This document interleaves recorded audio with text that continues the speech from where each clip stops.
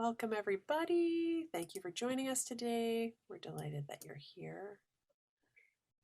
Welcome to this conversation. We're going to give it a minute or two for folks to enter, and then we'll get started. Thanks for joining us. All right. Welcome, everybody. Thank you for joining us for this panel entitled Good Grief, presented by Folk Alliance International as part of May Mental Health Awareness Month here. My name is Tressa Levasseur. I am the Outreach Manager at Folk Alliance International.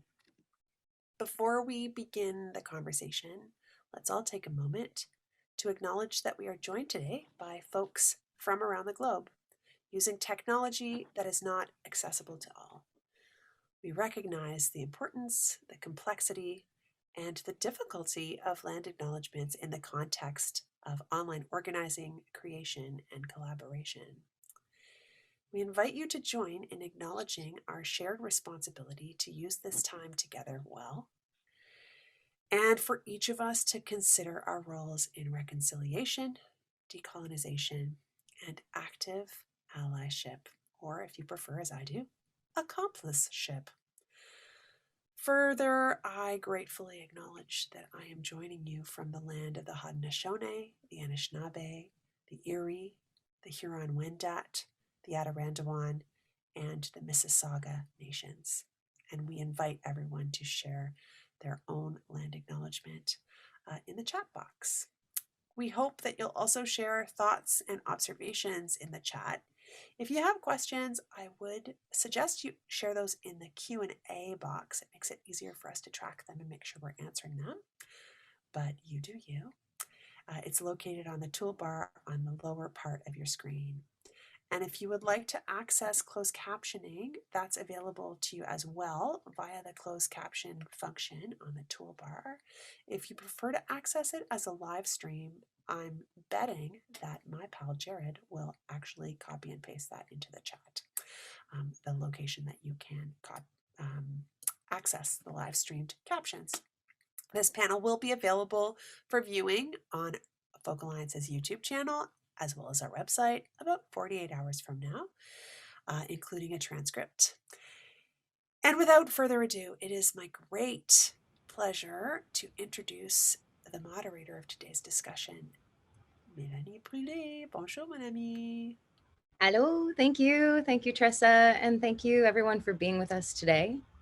To commemorate Mental Health Month, Folk Alliance's Advocacy Committee has been hosting webinars and peer-to-peer chats in an effort to normalize, educate, and support each other in our mental health and wellness journey.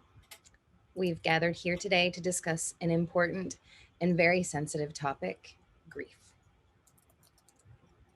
I'd like to point out the following trigger warnings as we will be discussing death, loss, mourning, colonization, and mental health. If you need support or are in a crisis, head to folk.org/health-end-wellness. And there's a slide for that, I think. So it's time for our panelists to introduce themselves, give a land acknowledgement of where they're joining us from, and a brief description of their work. I'll go first. My name is Melanie Brulee. I'm joining you from Toronto, Takaronto, which is a Mohawk word for where the land meets the trees. It's the traditional territory of many nations, including the Mississaugas of the Credit, the Anishinaabe, the Chippewa, the Haudenosaunee, and the Wendat peoples, and is now home to many diverse First Nations, Inuit, and Métis people, as it has been for time immemorial. I'm a bilingual songwriter and mental health advocate. I also work for the Canadian Live Music Association, and I sit on the Folk Alliance Advocacy Committee, who have organized this month of mental health events. Marisa, would you like to go next? Yes, thank you so much, Melanie. I'm so excited to be here. My name is Marisa Rivera. I am a licensed psychotherapist, consultant, and educator here in Austin, Texas. Austin, as a city now, sits on stolen land from the Tonkawa, the Lipan Apache, the Comanche, and the Coatica Nation, of which I am a member of the Coatica Nation. I own a private practice, private psychotherapy practice here in Austin, that's focused on serving Austin's LGBTQ plus community of color. I specialize in helping folks navigate anxiety, grief and loss, which we'll be talking about a lot today, as well as life transitions and different types of trauma. As I mentioned, being a queer person of color, particularly an Indigenous person, I'm super passionate about also helping people create space for intergenerational healing and learning how to confront and empower themselves as they work through the process of acknowledging and dismantling all forms of racism and colonization in our world. I also serve on the board of directors of the Sims Foundation, which is actually how I found out about the Folk Alliance. I'm super excited about my work with Sims and excited to learn more about Folk Alliance and build a continuing relationship with y'all. The Sims Foundation is a local nonprofit that's been in existence for 26 years and provides mental health and recovery services for folks in the music industry. Austin is the live music capital of the world, and we're so happy to be opening up once again. So I'm happy to be here, serving a wider audience of musicians and creatives, and look forward to discussing so much more today. Thank you, Marisa, and welcome. We're happy to have you here. Lisa, would you like to go next? Sure, thanks, Mel. My name is Lisa Schwartz. My pronouns are she, her, hers. I am joining you from the ancient homeland and traditional territory of the Lenape people. I pay respect to Lenape peoples past, present, and future, and their continuing presence in the homeland and throughout the Lenape diaspora. For those with limited visibility and vision, I am slightly north of the midpoint of my life, assuming I live to 120. I have shoulder length blonde hair, blue eyes, and ask my mother, God bless her, I'm gorgeous. I am primarily known for my work as the festival and programming director for the Philadelphia Folk Festival, and the immediate past president of Folk Alliance International, and currently a director. But I am also a mental health advocate, focusing work on grief completion. And it's those that know me know that I do this work. It isn't something that I advertise, but I work with artists, managers, agents, and others in our industry who are familiar with me, and came from a background of working in mental health when I was in university. I worked at the Western Psychiatric Institute and Clinic, and I am very happy to be here and so proud of the work that the advocacy committee has been doing with supporting the mental health and other health issues of our population. So thanks, Mel. Thanks, Marisa. And I am honored to be here. Thank you so much, Lisa, and shout out to Laura Thomas, who's with us on the chat right now, who is the head of the advocacy committee and has been doing a lot of work to organize these events. So thank you everyone. Thanks for being here with us. For everyone attending, we're going to go through a brief overview of the topics that we'll be covering today. So we're going to start with a definition of grief and learn about the history of grief. We will move next into the topic of grief as a transformational process and its impact on us. And finally, we will discuss how to support those in mourning and share some resources with you. Questions, of course, are welcome through the conversation using the Q&A box. And in case you haven't toggled your chat thing to list panelists and attendees, that way everybody can see your messages and we have a sense of community around us. So let's jump right into a definition of grief. And Marisa, maybe I can start with you. How would you define grief, and what's the difference between grief and mourning? Yeah, I love that we're starting here especially as a former teacher. I think it's good to have a shared understanding of language. So grief is typically what we experience internally. It is the emotional process. It is the spiritual process that we experience when we experience loss. And that could be the physical loss of someone in our life. It could be the loss of community, the loss of resources, or maybe even loss of identity. So I know today we're going to be talking a lot about particularly how grief and loss has hit in the time of COVID, and particularly for our siblings in the music industry, right? There's been a lot of loss, not only death, but just loss of community and income and identity. So that's grief. Grief is kind of the more internal process. Mourning is the external expression of grief. It is the practices, it is the visceral expression of grief. Um, so we use those terms interchangeably a lot. There is like a slight difference. But I think in general, grief is used as kind of like a catch-all, but just know that there is, on a psychological level, a differentiation between the two. Thank you, Marisa. I'm glad we started there too, because I think we use those words interchangeably, and it is nice to define something before we kind of jump into it.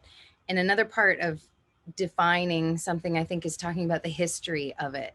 And I'm so glad that you're here with us. And this was a topic that when you and I had our pre-chat, you brought this up, that like we should talk about the history of grief. And then that got me really excited, because I realized that I don't know much about the history of my family's grief and mourning practices, or culturally and across the lands with different cultures.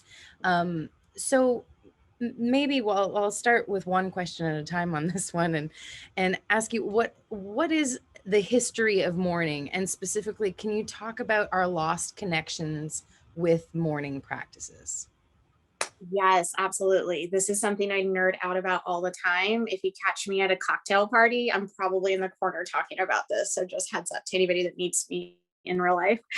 Um, so prior to World War One, death, mourning, and grief was a shared communal experience in the home. Medical providers, healers came into the home to provide care. And if one passed, that usually happened at home and surrounded by loved ones. And mourning practices happened in the home. Homes prior to World War I, II, and especially pre-industrialization, were also multi-generational. And so even young children were introduced to concepts of death and mourning at a young age, because it was just there. It was front and center and in the home. So, and I'm going to talk about the history of mourning practices from a Western lens initially, just to kind of give a little bit of context to this. So around World War I is when we saw the increased availability and usage of hospitals to deliver medical care in community clinics. So instead of providers coming into the home, when people fell ill and had serious illness, they began to go outside the home to receive care. And so this means that meant that death tend to now happen outside the home. Not 100%, but that's kind of around the time when the transition began to happen in the early 20th century. So with death increasingly happening outside the home, in general, society began to lose a connection to what it meant to witness death, what it meant to honor death, and what it meant to hold each other in mourning as a community. So we, in the profession, like we call this the medicalization of death, right? Death went from in the home to a hospital, and doctors and healthcare providers became central to navigating and coaching people through that experience, versus maybe elders or ancestral and cultural traditions coming forward. So early 20th century too was also a time in in the world in which there was an uptick in colonization, there was an uptick in industrialization as well. So with this increase of colonization, and particularly here in the US with increased instances of Jim Crow laws, de facto and de jure, many indigenous communities, Black and Brown communities here in the US, began to lose connection with their ancestral processes as well, their ancestral mourning processes as well, because it was a form of finding safety. For many of us who come from communities of color, that connection to ancestral and cultural practices is loosened, or we begin to disengage with them in order to become covert, in order to assimilate. And particularly in the first part of the 20th century, assimilation was seen as the route to safety, right? Act small, be invisible, stay under the radar, don't make a problem. This is in contrast to acculturation.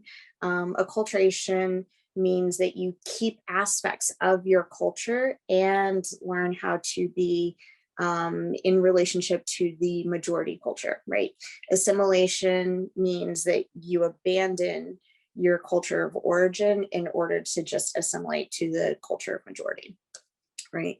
So all of these things added up in the early 20th century and carrying forward through the mid 20th century, with our society in the Western world really kind of losing practices and community in relation to death, which means that we stopped talking about death. We stopped talking about grief. And essentially that made grief, that made mourning taboo. From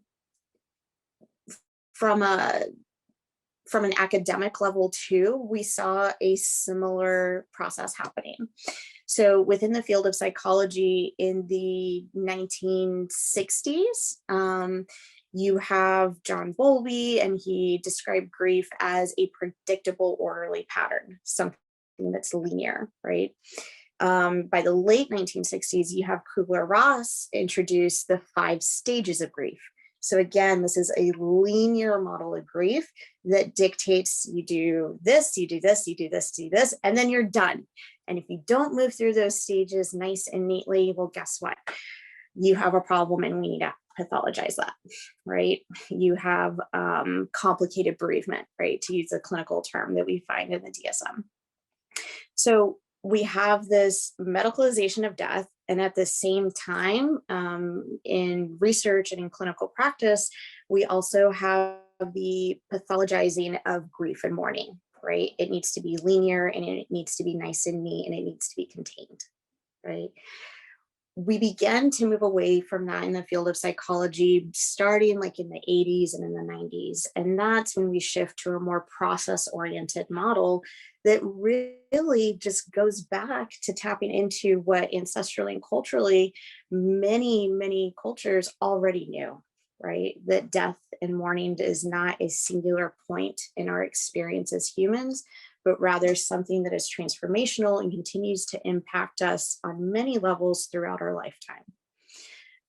So it's really interesting, and it's really encouraging to see that the ancestral ways of knowing and being and healing are once again being tapped into. But in order for us to really kind of grasp and wrap our heads around that, we have to understand why we even moved away from that. And why it can feel so inaccessible, and why it can feel so awkward to even talk about death in our modern society. Again, I could go on about this forever, and so I'll stop there for now. I love it. I feel like I'm learning so much already, Marisa. Thank you. It is, there's so much about what you're saying that sounds like that the agency has been taken away from our grief. And I'm glad you touched on the impact of colonization on grief, because I think that's a really important conversation. Like you said, to know where we're going, we need to know how we got off track and what has unraveled in order to heal, I think. Lisa, do you have anything to add here? Well, I so appreciate that. It's really interesting. I'm Jewish, and it's we have really important rituals and very, and I loved what you talked about, that like leaning into our culture for our healing process. And one of the things that struck me not that long ago is I had friends also of the Jewish faith who had a loss in their family and called and said, I don't know what to do, because no one in their family, and this really aligns with everything Marisa just said in terms of the timeline, the context of history. No one in her family had shared, what to do. So I said, okay, I'll come help, how to set up a Shiva house, and going through that process with her and saying, and this is why, and there was no admonition. And she knew that. I'm like, all right, this is why we put a pitcher of water by the front door. This is why we cover the mirrors. This is why, and by the way, you don't have to do all of this. It's where your comfort level is. And to your point, what you need to do to heal. But I so appreciate what you said about, sort of the medicalization and how we dehumanized, if you will, and made it just so impersonal.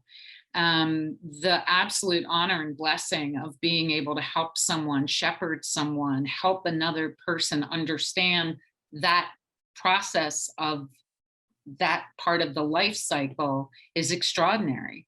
And I'm very appreciative. I was taking notes, very appreciative of being able to okay, now I understand this a little more. So thank you for that.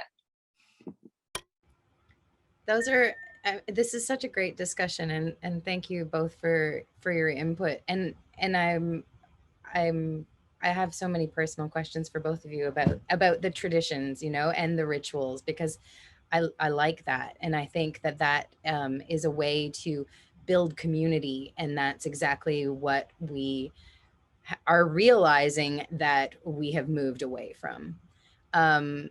So let's talk about our third topic here, grief as a transformational process.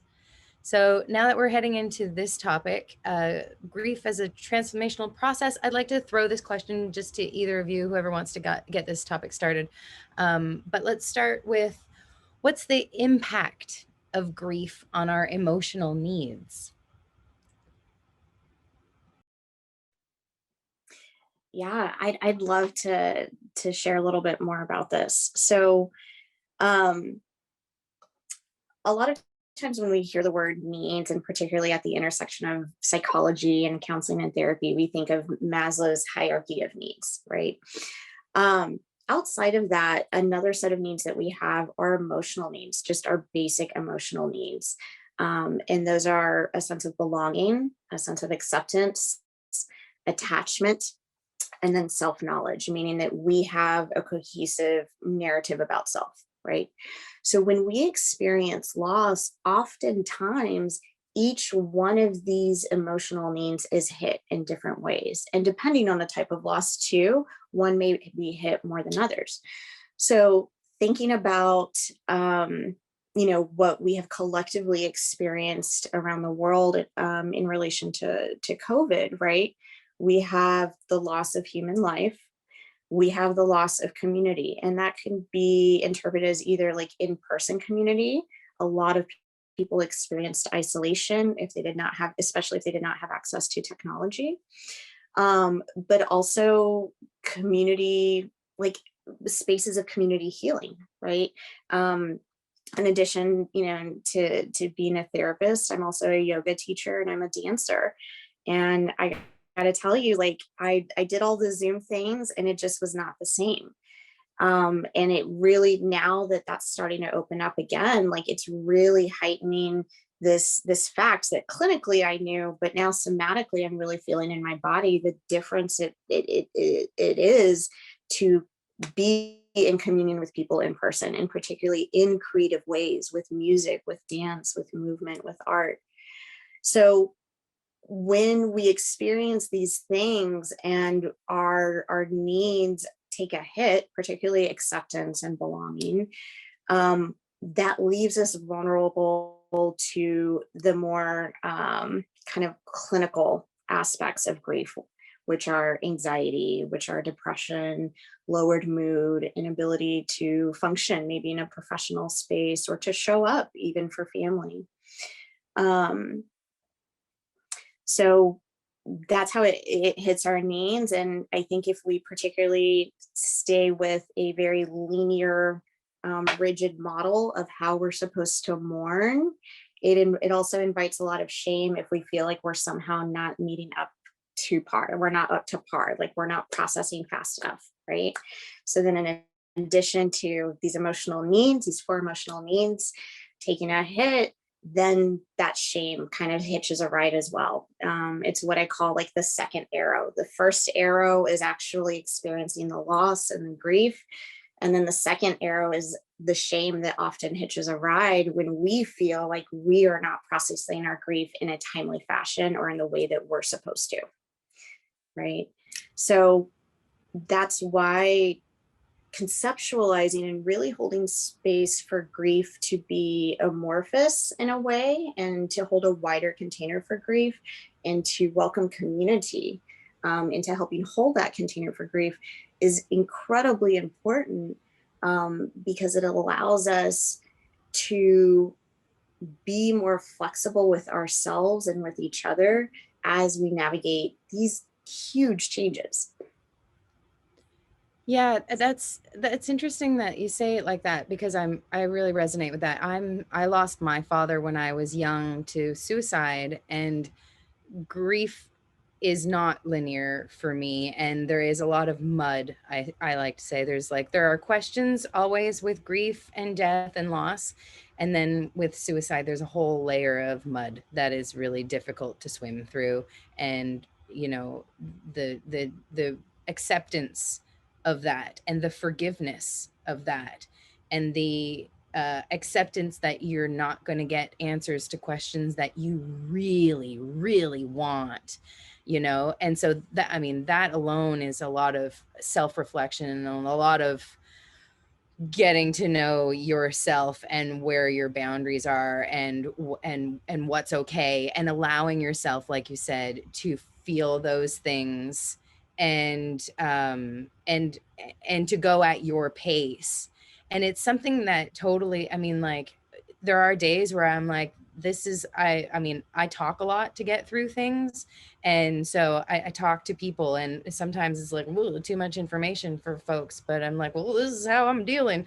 And then there's other times where I'm just like, even after, like it's been 25 years more, and it does hit me every now and then where I'm just like, oh, that thing, and so it doesn't feel linear. It feels like I'm growing within myself. I'm moving into, I call it radical acceptance, because it's further than accepting something. It's accepting something that you would want to be different, and living in the dialectics of, I would want that to be different, and I really hate that that happened. And I'm here, and this is reality, and I have to live in both of these things at the same time. And that's a concept that has only recently entered my vocabulary since I did a dialectical behavioral therapy skills course this year. And it was just like being able to name things like that. Like I can have both can exist at once. Like I'm an all or nothing, so I'd never considered that to be a possibility. And that's my little spiel. That's how I got really excited there. I could tell that you've engaged with DBT just by some of the language you were using. I'm like, oh, this is great. She's experienced that. But one of the big things from DBT that they teach, dialectical behavioral therapy, is this concept of both and, right? Two truths being true at once. And that comes into real conflict with the world that we live in, particularly here in the US, that really does demand that we're all or nothing, and that we are going 100 miles per hour no matter what, right? We don't live in both and, we tend to live in yes but.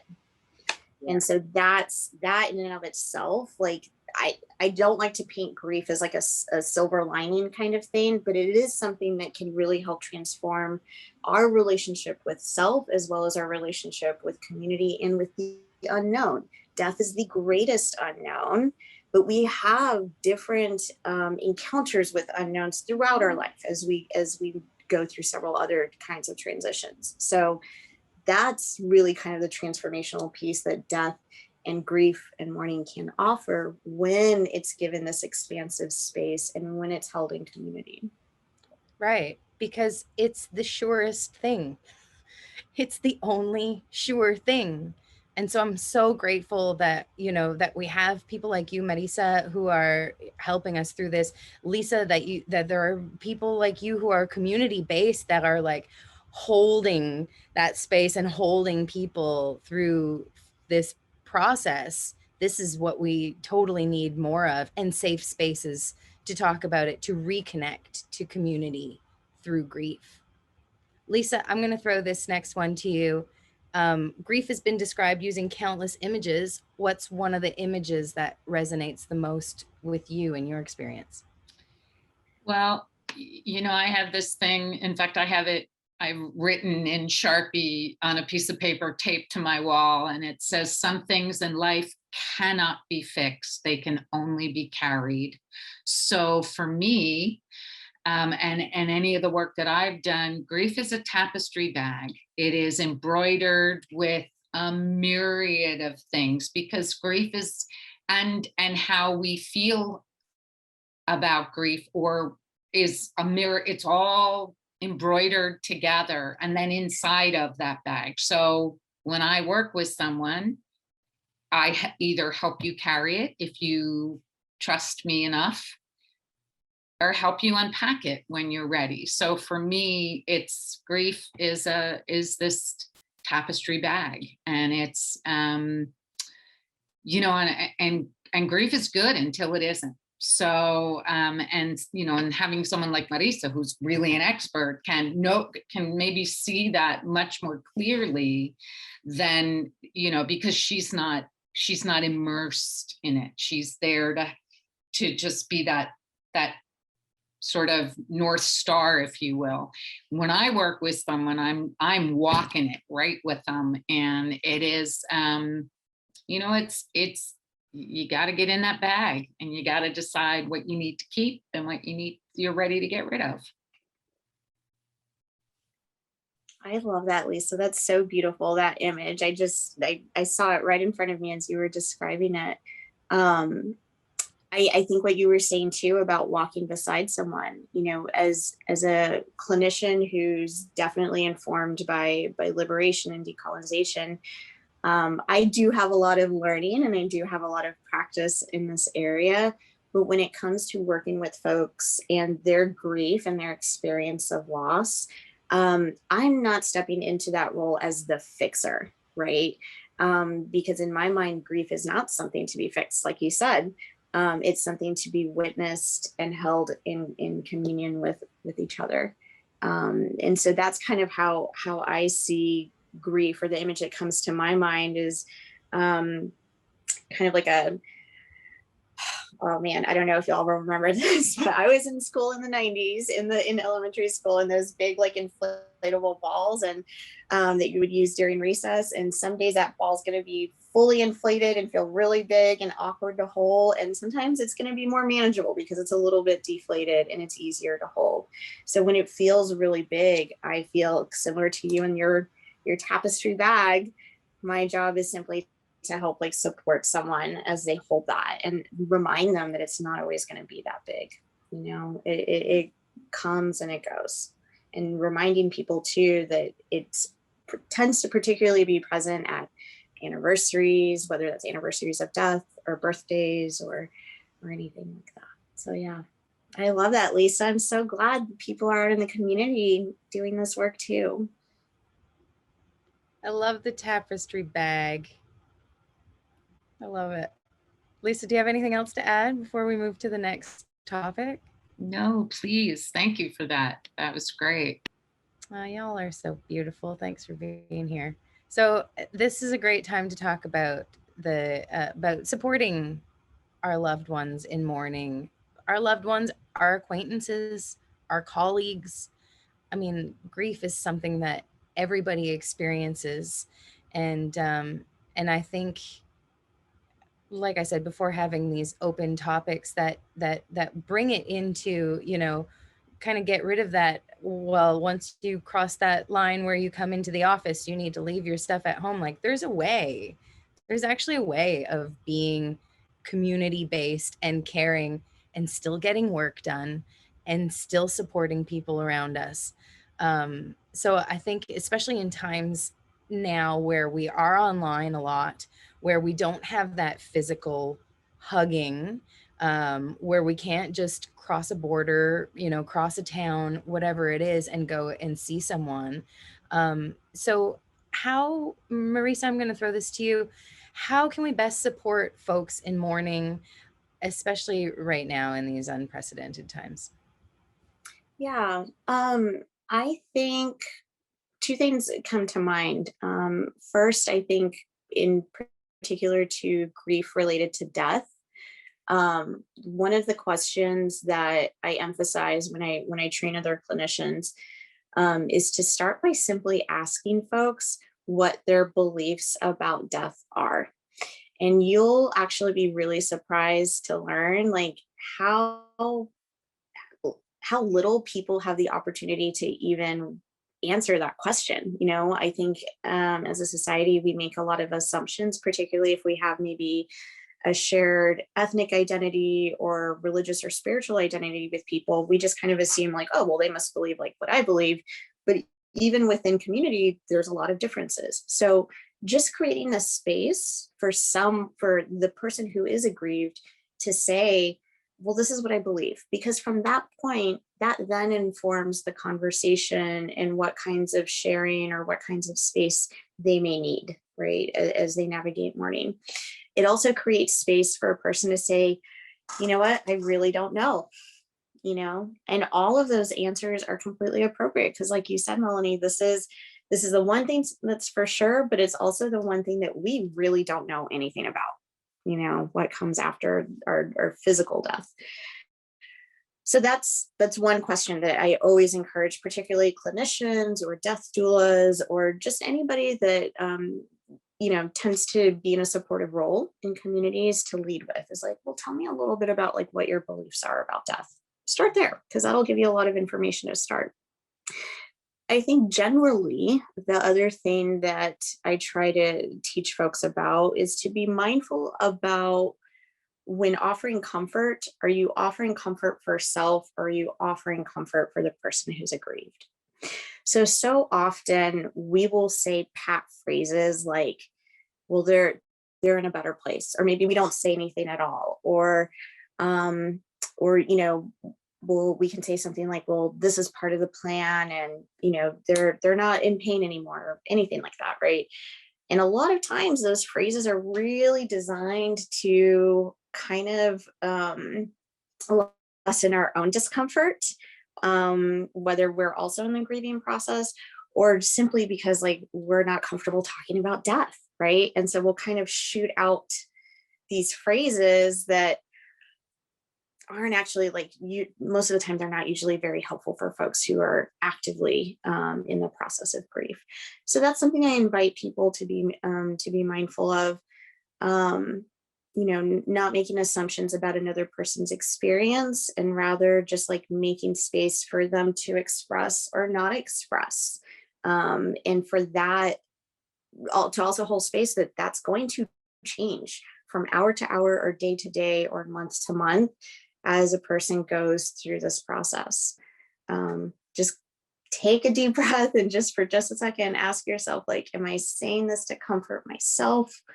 Or is this a genuine connection that I'm attempting to make with this person's grief? Marisa, what are some things that you could say instead of they're in a better place, this is God's plan? What are some go-to phrases? Because we're so used to those, I think, and there are certain rituals, if you will, in communication that we're used to hearing. And so how can we get away from that and start new language?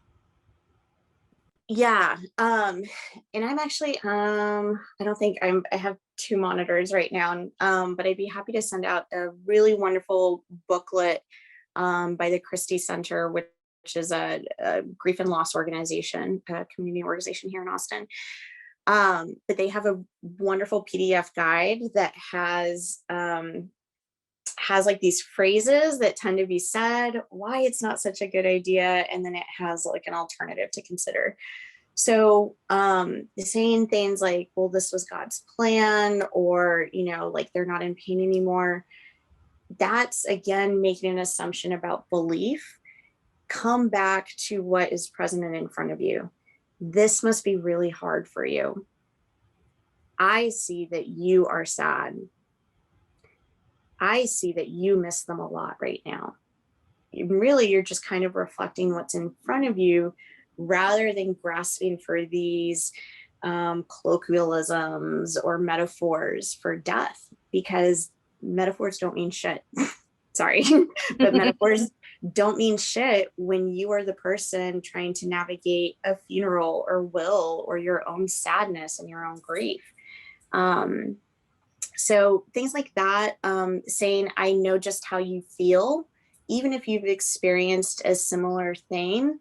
Again, that's centering your experience and not the person that you're attempting to comfort. So just saying, I can only imagine how you feel. Can you tell me more? Or would you mind telling me more? Would you like to tell me more? Right? Always give people an option to opt out. I think the other thing too is that people often make an assumption that grieving folks, that mourning has to look like sadness. Mourning comes in a variety of emotions, and people experience a variety of emotions in the grieving process. Some people may feel a sense of relief or maybe even joy, particularly for caretakers. If folks were caretaking for an individual who passed from a sickness, or even not related to death, maybe someone who was in the trenches, like leading a movement. And as with COVID, like everything kind of like freed up for a minute. A lot of folks experienced a sense of relief, and that almost felt taboo, right? So hold space for all expressions and all emotions in the grieving process. It doesn't necessarily have to look like tears and sadness. It may, and it may not. And those tears and sadness may come at another time too, because again, this is not linear. It's a process. Right. And I there is a comment in the chat right now, which makes me think of what I was about to say as well. A lot of people assume that folks don't want to talk about it, and I personally love hearing stories that I've never heard about my dad. I love that. Say his name. Absolutely. That's another thing. Like say this person's name. It honors their spirit as well. Another thing that has recently come to my attention is like a really nice way to support someone who's grieving is by making a meal for them and not asking them what they want to eat and not asking them what time you should drop it off. But you say, I've got Indian food coming for you at 6 p.m. Is that okay? If not, tell me another time. Something along those lines. There's also like these really great websites that you can do like meal trains. I love Meal Train. So good. So for the next like 3 weeks, you can organize with your community, with your family, with your loved ones, whoever it is, share the link. And then people know that food isn't going to waste. You know that you're not having Greek food 3-4 nights in a row, which would be fine by me. Yeah, that's a really great way. Food is great. And I think maybe in a broader sense, just offering specific offerings rather than just saying, tell me what you need. I'm here for anything, right? show up with a lawnmower and mow their lawn if you drive by and you see that it's like out of town. If you know that they have pets, right, and that they have maybe like a house key that they keep hidden, like take that pet out for a walk, text them, you know, and say like, I'm going to take your dog out for a walk. Same thing if particularly with parents and folks who have kids, hey, you know, it's a beautiful day outside. Would you mind if I take the kiddos out to the playground for a bit? Yeah, making the specific tasks, because when you are in an intense state of grief, your executive function, your ability to make decisions, to have abstract thought is really, really limited because of all of the emotional processes going on. Yeah. Marisa, if you don't mind sending that PDF to us, I'll make sure that we put that PDF up on the folk.org/health and wellness page, health-n-wellness. So if anybody's interested in reading that PDF about what to avoid saying, what you can say instead, we'll make sure that that goes up on our health and wellness page. So I'm going to ask if we have any final thoughts on this. Lisa, do you want to add anything in here? And well, you know, as Marisa was speaking, I was thinking just very briefly of I was blessed to shepherd a friend, spent the last 30 hours of his life with him, and his partner didn't want anyone to know that he was sick. He did want the community to know and asked me to come in and hold space. And I, and this is in response to Marisa talking about how grief doesn't always look like tears. And it was just a really, I invited the entire community. This is part of our folk festival community. I invited them and they took turns literally getting into bed with him and sharing stories with him and telling him what he meant to them, sang to him, danced in the room with him. I just, you know, came in and out and made sure that there was comfort, that as things got too heavy, I think we need a couple minutes, we'll go outside, explained what was happening in his body, explain the transitioning. And it was kind of extraordinary because the people, you know, the fear, it was to demystify it and to not make it, it's so, people make death so icky, for lack of a better word.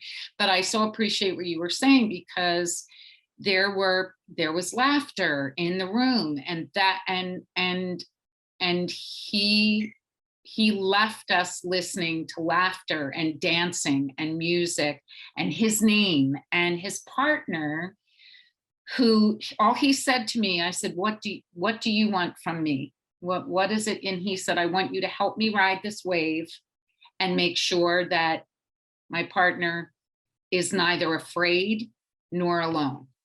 And I said, okay, I can do that. And it was so amazing to make it, to have the community be there and have them not be like, oh, we can't intrude. And there was none of that awkwardness about, I don't know what to say right now.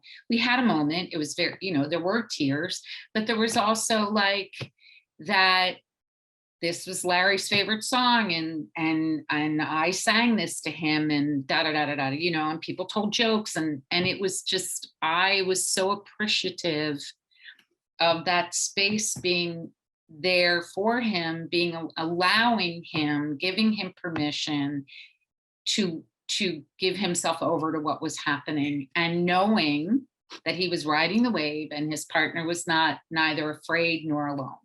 So to your point, it was so great to see the different people, and we stay in touch. This has been a few years now, and we stay in touch on that anniversary, and we do the same. We tell jokes, we sing his favorite song, you know, that sort of thing.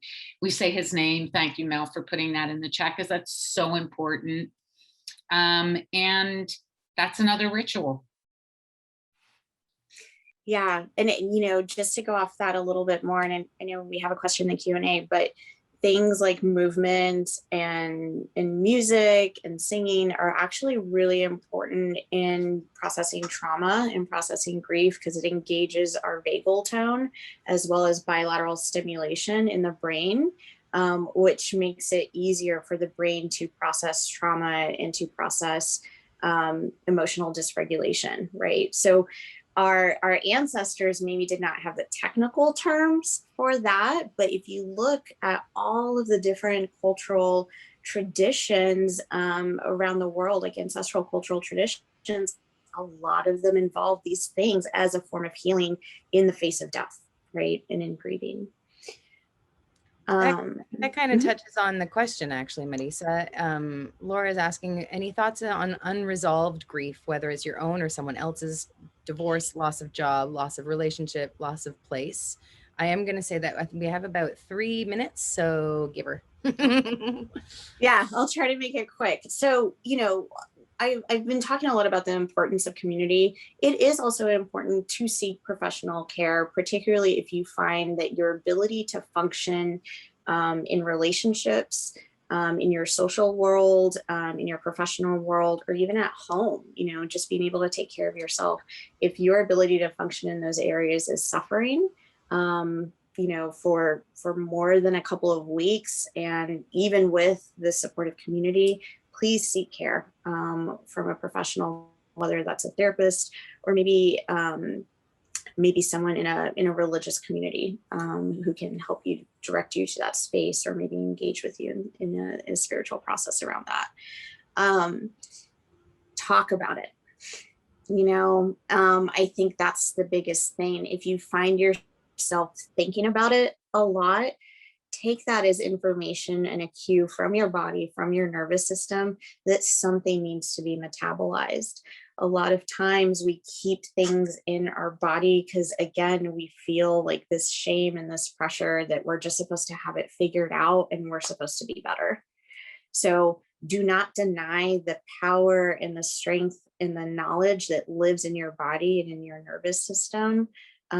Honor that. And if it's there and if it keeps coming up, that's probably a sign that it's time to talk to someone. Yeah, and we don't have to go through this alone. I think that what you said, Marisa, about assuming that we should know how to do this, I feel like all over the place I'm hearing that is like we are maybe finally talking about the fact that we don't know, and discomfort is uncomfortable, and but we can name that, and we can acknowledge that, and acknowledging that I am in a place of discomfort and I need some help to help me out of it, because we're not all born with a full embroidered bag of tools that help us through our whole lives. We do need help unpacking things. We don't even know what's at the bottom of those purses sometimes. I am going to say a huge thank you. I know this is a topic that we could go on for 6 hours straight about and not even scratch the surface, and everyone's experience is different. So to everyone tuning in today, thank you very much for watching, and I hope you learned something, because I certainly did. And Marisa is at Ola Wellness. If you're in Austin, I don't know if you're taking new clients, but check out her website. There's great information about LGBTQ, about grief, about a whole bunch of stuff. And yeah, I'm gonna say a big thank you, and thanks for watching.